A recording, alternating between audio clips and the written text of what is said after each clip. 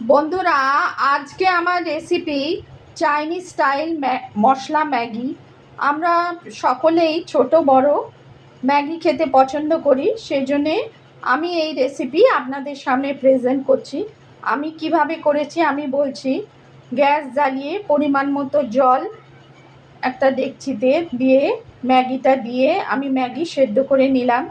তারপর আমি ম্যাগিটা এমনি প্লেন ওয়াটারে ধুয়ে বা ঝরঝরে করার জন্যে স্ট্রেনারে রাখলাম। অল্প ওপর থেকে রিফাইন অয়েল এমনি দিয়ে দিয়েছিলাম যাতে ওটা ঝরঝরে হয়।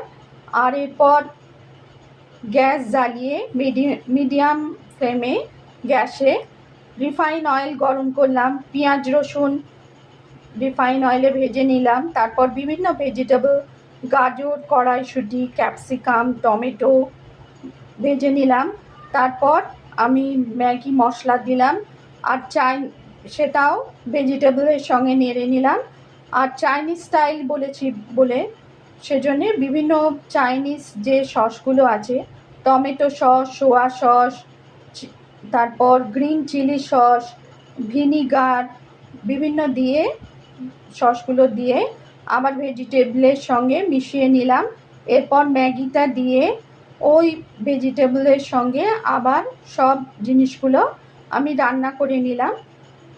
তারপর তৈরি, আর এর ওপর থেকে আমি স্প্রিং অনিয়ন পরিবেশনের জন্যে স্প্রিং অনিয়ন, ম্যাগি এই চাইনিজ স্টাইল মশলা ম্যাগিতে এই স্প্রিং অনিয়ন দেওয়া হয়, এটাও দিয়েছিলাম।